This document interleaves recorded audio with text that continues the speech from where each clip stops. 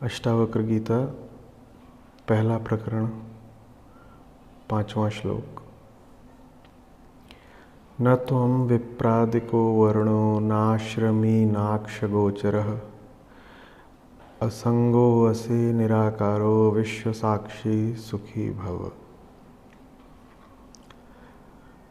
न विप्रादि हो माने न किसी ब्राह्मण इत्यादि वर्ग के हो, वर्ण व्यवस्था से जन्मगत किसी भेद से तुम्हारा कोई लेना देना नहीं। न तुम विप्रादिको वर्णो, न किसी आश्रम से तुम्हारा कोई संबंध है। तो जो वर्णाश्रम व्यवस्था है उससे पूरा ही मुक्त कर दिया अष्टावक्र ने आपको। आश्रम व्यवस्था आपके लिए कर्तव्य का निर्धारण करती है आपकी आयु के आधार पर। 25 वर्ष तक एक आपका आश्रम है, अगले 25 वर्ष दूसरा आश्रम है, फिर तीसरा, फिर चौथा। तो आयु निर्धारित करती है कि आपका क्या कर्तव्य होगा, और आयु तो देह से आती है। आश्रम व्यवस्था को हटा करके अष्टावक्र कह रहे हैं कि देह नहीं हो तुम। इसी तरह से जब कहते हैं कि कोई वर्ण नहीं तुम्हारा, ब्राह्मण क्षत्रिय इत्यादि सब बहुत ऊपरी बातें हैं, सतही बातें हैं, तो वो यही कह रहे हैं कि वर्ण व्यवस्था भी तो देह से यही आती है। देह के लिए ही तो है वर्ण। तो तुम क्यों परेशान हो रहे हो? देह हो ही नहीं तुम, कोई तादात्म्य मत रखो। देह, आयु, इनके झंझटों में पड़ना तुम्हारा काम नहीं है। तो जब देह नहीं हो तुम, तो देह जो कुछ भी अनुभव करती है उसमें से भी तुम कुछ कैसे हो सकते हो? तो कह रहे हैं फिर नाक्ष गोचरः, जो कुछ भी अक्ष द्वारा, आँख द्वारा देखा जाता है वो ही नहीं हो तुम। जब आँख ही नहीं हो तुम, तो आँख का विषय कैसे हो सकते हो? तो कौन हो तुम? अचानक से बात कितनी ऊंचाई पर पहुंच जाती है। असंगो असि, असंग हो तुम, निराकारो विश्व साक्षी सुखी भव। निराकार हो, असंग हो, समस्त दृश्यमान जगत के साक्षी हो। न दृश्य हो न दृष्टा हो। दृश्य और दृष्टा दोनों प्रकृति के क्षेत्र में बुलबुले समान उठते द्वैतात्मक युग्म होते हैं, जोड़े होते हैं जो एक साथ ही उठते हैं, एक साथ ही गिरते हैं। तुम कौन हो और तुमने क्या देखा, वो एक ही बात होती है। हम विश्वास कर लेते हैं जगत की सत्यता पर। हम कहते हैं मेरे सामने दीवार है, मेरे बगल में खंभा है, मैं कुर्सी पर बैठा हूँ, ये तो है ही। जो आध्यात्मिक नहीं भी हैं, जो स्वयं को नहीं भी देख पा रहे, जिनका संबंध, जिनकी रुचि बस बाहरी दिखाई देने वाले भौतिक जगत से है, उनके लिए भी विज्ञान आज नहीं, आज से 100 साल पहले बता चुका है कि जो कुछ आपको दिख रहा है वो भी ऑब्जेक्टिव नहीं है। कक्षा 12 में या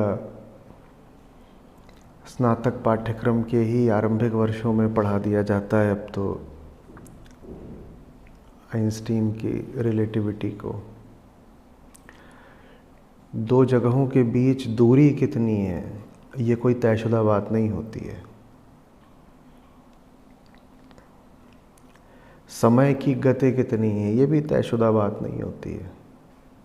आप कहेंगे साहब दो जगहों के बीच में दूरी कितनी है, वो तो बात एक निश्चित चीज़ है ना। नहीं, वो भी निश्चित नहीं है। वो निर्भर करता है कि उस दूरी को देखने वाला कौन है। अगर आप एक गति से चल रहे हैं तो जगहें वहाँ नहीं रहती जहाँ वो होती थीं। ऐसा आपके रोज़ के अनुभव में नहीं आता, क्योंकि हम जिन गतियों से चलते हैं वो गतियाँ ही बहुत छोटी होती हैं। लेकिन जब आप बहुत ऊंची गति से चलने लगते हैं, जब आपकी गति मान लीजिए कम से कम इतनी हो जाए कि प्रकाश की गति का 1% हो जाए, तो आपको पता चलेगा कि टाइम और स्पेस, दूरियां, आकाश और समय, ये भी बदल रहे हैं। और जो इनके बदलने का फैक्टर होता है, एक तरह का वेरिएबल कोएफिशिएंट, वो होता है √1 - v² / c²। c माने प्रकाश की गति। तो शून्य गति पर आपको किन्हीं दो बिंदुओं में जितनी दूरी समझ में आ रही है, और आप यदि किसी गति से चलने लगें तो उनके बीच की जो दूरी होगी, जो अब आपको पता चलेगी, उसमें इतने का अंतर आ जाता है, √1 - v² / c²। तो कहाँ है फिर कोई वस्तुगत विश्व, कहाँ है ऑब्जेक्टिव यूनिवर्स, बताइए ना। यही बात तो वेदांत पूछता है आपसे। आपकी गति के अनुसार, माने ऑब्जर्वर के अनुसार, जो ऑब्जर्व्ड फिनोमेना है वो बदल जाता है। पूरी फिजिक्स अब वहाँ आकर खड़ी हो गई है जहाँ आगे बढ़ने के लिए उसे ऑब्जर्वर पर प्रयोग करने पड़ रहे हैं। विचित्र निष्कर्ष सामने आ रहे हैं जो यही बता रहे हैं कि ऑब्जर्व्ड फिनोमेना को अब और समझना मुश्किल है अगर आप ऑब्जर्वर को नहीं समझ रहे हो। ऑब्जर्वर माने दृष्टा, विषयता। ऑब्जर्व्ड फिनोमेना माने जो भी दृश्यमान, दृष्टव्य, सामने आपके दिखाई देने वाले, अनुभव होने वाले सब कामकाज चल रहे हैं, वो सब फिनोमेना कहलाते हैं। तो बाहर क्या चल रहा है ये नहीं समझ पा रही अब फिजिक्स भी। वैज्ञानिक वहाँ खड़े हो गए हैं, कह रहे हैं बाहर जो चल रहा है वो समझने के लिए जो देख रहा है उसको समझो। वही बात यहाँ पर अष्टावक्र कह रहे हैं। किसी उन्होंने बाहरी प्रयोगशाला में प्रयोग नहीं करे हैं, उनकी प्रयोगशाला आंतरिक है। और कह रहे हैं कि इस पूरी दुनिया में आंखें जो भी कुछ देख सकती हैं उसको सत्य मत मान लेना। न वो सत्य है, न उससे तुम्हारा कोई संबंध है, नाक्ष गोचर। असंगो असे निराकारो विश्व साक्षी सुखी भव। असंग हो, संग करने के लिए सामने कोई वस्तु, कोई चीज़ होनी चाहिए। तुम्हें भी एक छोटा सा टुकड़ा होना चाहिए, टुकड़े से टुकड़ा मिल जाता है, तुम कहते हो संगति हो गई।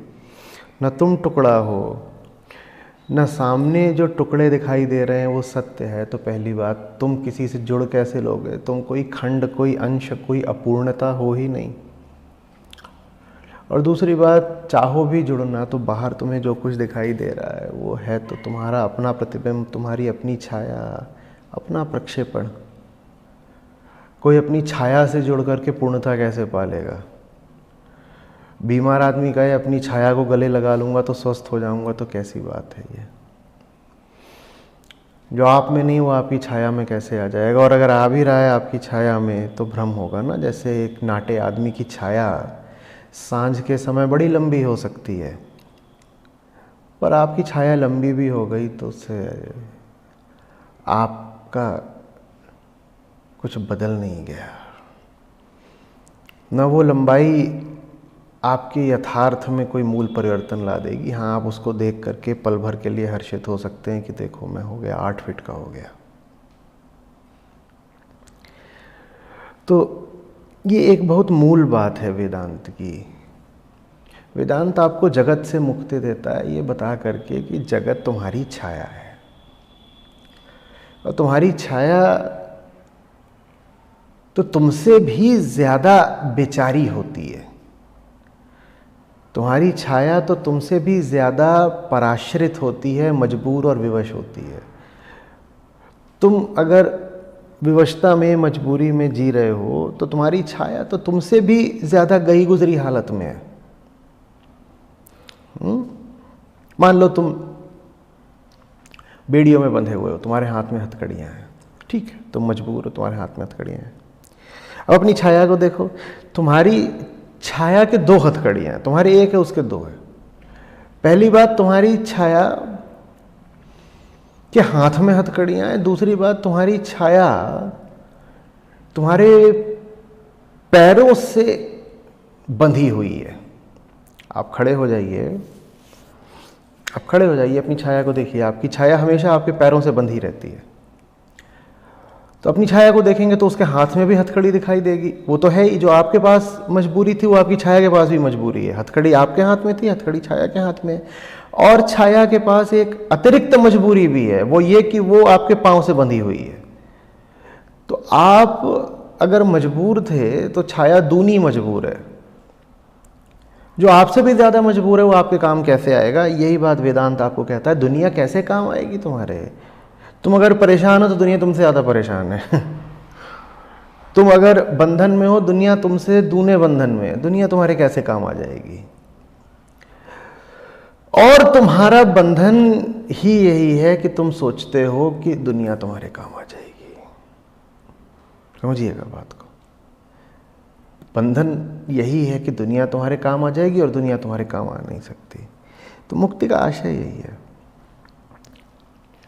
इस आशा से मुक्त हो जाना कि तुम एक बहुत बड़ी दुनिया में एक अपूर्ण व्यक्ति हो, जीव हो, और उस जीव को पूर्णतः दुनिया में कुछ हासिल करके, पाके, भोग के मिल जानी है। बस उसी एक चीज़ से मुक्ति दिलाने को, स्वतंत्रता, आज़ादी दिलाने को सारी बात है ऋषि अष्टावक्र की। असंग हो, निराकार हो। निराकार कहना क्यों ज़रूरी है? बस ऐसे ही नहीं, ऐसा थोड़ी है किसी का मन आ गया तो कोई भी बोल दिया सरगुण, निगुण, अगम, अगोचर, साकार, निराकार। ऐसे नहीं है, उसके पीछे गहरा तर्क है। निराकार हो माने क्या? साकार हो जाओगे तो सीमित हो जाओगे। किसी भी चीज़ का आकार गौर करिएगा, आप उसकी सीमाओं से पहचानते हैं। ध्यान दीजिए, किसी भी चीज़ का आकार उसकी सीमा से ही पहचाना जाता है। असीम जो हो गया उसका आप आकार बता ही नहीं पाओगे। आकाश का आकार बताइए, आकाश का आकार बताइए। आकाश का कोई आकार नहीं। आकाश में उड़ते पक्षी का आकार है, क्योंकि पक्षी की आपने सीमा देख ली। सीमा देख लेते हैं। आप चित्र भी बनाते हैं तो पहले सीमा खींचते हैं, फिर उसके भीतर आप विवरण डालते हैं और रंग भरते हैं। किसी भी चीज़ के होने के लिए उसकी सीमा पहले आती है, फिर वो चीज़ आती है। आप कहीं जाके ज़मीन खरीदते हैं, घर बाद में बनता है, घर में चीज़ें भी बहुत बाद में आती हैं। सबसे पहले आपने जो जगह खरीदी है उसकी सीमा निर्धारित होती है। तो चीज़ बाद में आती है, उसकी सीमा पहले आती है। घर बाद में आया, घर की सीमा पहले आई। जब घर नहीं भी था तो आपने जो प्लॉट खरीदा उसकी सीमा तो आपको पता थी ना। प्लॉट हो ही नहीं सकता अगर उसकी सीमा नहीं है। सीमा का नाम ही प्लॉट है। ये इस जगत के साथ बड़ी व्यवस्था है। यहाँ सीमाएं पहले आती हैं, उसके बाद कुछ और आता है। और जो बाद में आता है वो हमारी इस उम्मीद से आता है कि वो हमें सीमा से मुक्ति दिला देगा।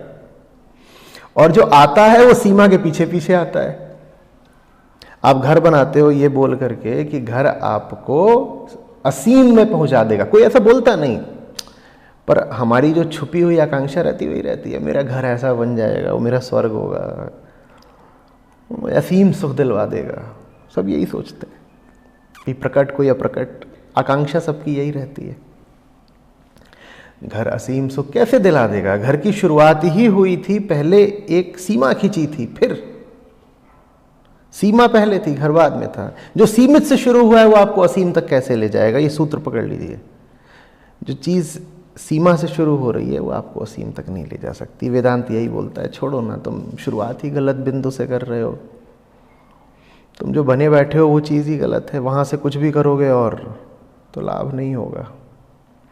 करता ही गलत हो तो कर्म कैसे ठीक हो सकता है? तुम असंग हो, निराकार हो, विश्व साक्षी हो, तुम सुखी और निश्चिंत हो जाओ, सुखी भव। किस सुख की बात हो रही है यहाँ? असीम सुख की बात हो रही है यहाँ पर, ऐसे सुख की बात हो रही है जिसका दिल दहला हुआ नहीं है, जो लगातार असुरक्षित भयभीत नहीं है, जो ज़रा से खटके पर चौंक नहीं जाता, जिसको यही वेदना नहीं सता रही है भीतर कि समाप्ति बस आने वाली है। ये अनंत सुख की बात हो रही है, निश्चिंत सुख की बात हो रही है। ये बड़ा सुंदर शब्द आ गया पकड़ में, निश्चिंत सुख।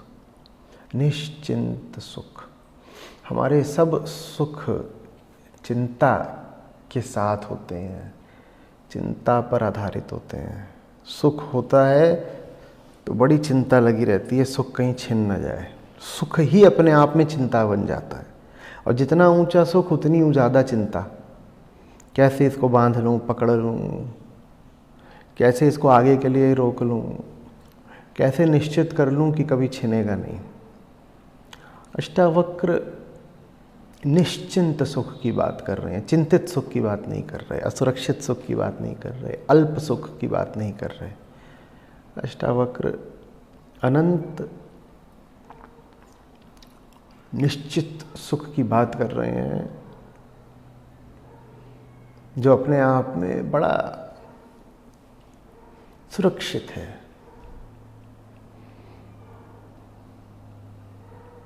बड़ा विश्वास रखे हुए है, इतना गहरा विश्वास कि उसको अब चिंतन की भी आवश्यकता नहीं है। विश्वास का मुद्दा ही जैसे सुलझ गया है। जिसे विश्वास करें या ना करें, चिंतित रहें, संशय करें ना करें, ये प्रश्न ही हट गया है। सुख मात्र बचा है, सुख के भविष्य की परवाह नहीं, सुख को सुरक्षा देने की चिंता नहीं, कर्तव्य नहीं। तो अष्टावक्र कहें सुख और समाज कहे सुख, इन दो बातों में बड़ा अंतर होता है। और ये जो अंतर है यही बहुत हद तक सब आप्त पुरुषों की वाणियों की विकृति का कारण भी है, क्योंकि उन्होंने जो बोला तो आपकी ही भाषा में। अष्टावक्र गीता संस्कृत में है, सरल संस्कृत में है। तो आपके ही शब्दों का प्रयोग, लेकिन आप जब शब्दों का प्रयोग करते हो तो अपने केंद्र से करते हो, आपका कुछ और अर्थ होता है। आप बोलते हो सुख, आपका एक अर्थ होता है, अष्टावक्र कहते हैं सुख बिल्कुल दूसरा अर्थ होता है। तो इसीलिए जब आप अष्टावक्र के पास जाएं, आप कृष्ण के पास जाएं, ग्रंथ को चेष्टा करें वैसे पढ़ें जैसे कहा गया, वैसे नहीं जैसे आपने पढ़ा। ये दो अलग अलग बातें ना। कही गई चीज़ एक होती है, पढ़ी गई चीज़ दूसरी होती है। मैंने कहा क्या, आपने सुना क्या, ये दो बातें बहुत अलग अलग हैं। आप कोशिश करिए, हो नहीं पाएगा पूरी तरह से, पर प्रयास करें ऐसे सुनने का जैसे कहा गया। आप वैसे मत सुनिए जैसे आपने सुना। वैसे सुनना बहुत आसान है, वैसे सुनना तो प्राकृतिक है। आप कोई चेष्टा ना करें, आप अपनी बेहोशी में रहें, आप फिर भी सुन ही लेंगे। जैसे सपने में हमें आवाज़ें सुनाई देती हैं, क्या चेष्टा कर रहे हो आप, फिर भी सुनाई देगा। बेहोशी की आवाज़ें। और एक है एक सचेत प्रयास करना, सचेष्ट श्रवण, चेष्टा के साथ श्रवण करना। देखिए, बिल्कुल आखिरी स्थिति होती है जहाँ पर आपको किसी चेष्टा की ज़रूरत नहीं होती, जहाँ आप सहज ध्यान में उतर जाते हैं। उसके पहले आपको सचेष्ट ध्यान चाहिए। सहज से पहले सचेष्ट कोशिश करनी पड़ेगी। बार बार पूछना पड़ेगा, मैं जो अर्थ कर रहा हूँ वही अर्थ है, कुछ और कह रहे हैं। 90% समय आपको उत्तर यही मिलेगा, धत तेरी, क्या अर्थ कर रहा था। बात बिल्कुल कुछ और थी, किसी और केंद्र से थी, किसी और आकाश की थी, और मैं उसका धरती नुमा बल्कि पाताल नुमा अर्थ करे ले रहा था। सुखी हो जाओ, निश्चिंत हो जाओ, असंगो असे निराकारो विश्व साक्षी सुखी भव। हम थोड़ा अगर जागृत लोग होते, ये थोड़ा हमारा अगर चेतन समाज होता, तो घरों के बड़े बूढ़े ना ये आशीर्वाद दिया करते। कोई जवान आदमी है, कहीं बाहर निकल रहा है, आया है दादा के पाँव छूने, दादा बोलते हैं संगो असे निराकारो विश्व साक्षी सुखी भव। हम बेहोश लोग हैं, हम न जाने क्या क्या आशीर्वाद देते हैं। सुखी भव तो फिर भी बोल देते हैं, पर वहाँ सुख शब्द से आशय कुछ और होता है। और ये तो हम कभी कहेंगे ही नहीं, असंगो असे। ये तो हम कभी कहेंगे ही नहीं कि निराकार हो। याद रखो, तुम्हारी सत्ता किसी आकार में बद्ध हो ही नहीं सकती।